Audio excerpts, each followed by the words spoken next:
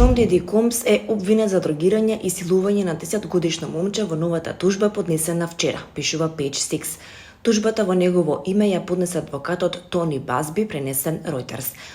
Обвинителот тврди дека се случило во 2005 година, кога тој и неговите родители дошле во Њу Јорк за да присуствуваат на аудиција организирана од Диди. Тој тврди дека го запознал раперот во хотел во близина на Madison Square Garden. Потоа, како што се наведува, му отпеал неколку песни на раперот, а тој му рекол дека може да го претвори во звезда и го прашал колку сака да биде звезда.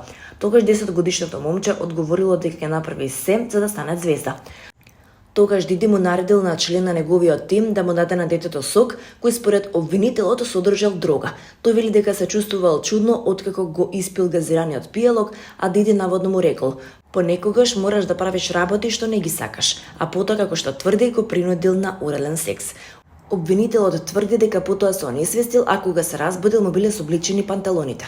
Поради ова тој верува дека бил сексуално злоставуван. Тој вели дека почнал да плаче, а Диди наводно му рекол дека ќе ги повреди родителите ако им каже што се случило.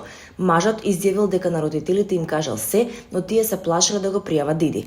Тимот на Диди ги отфрли новите наводи. Адвокатот кој стои зад оваа тужба е повеќе заинтересиран за медиумското внимание отколку за вистината, што е очигледно од неговите постојани медиумски појавувања. Како што веќе кажавме, господин Комс не може да одговори на секое тврдење кое е лажно и смешно. Тој на суд ќе докаже вистината, велат.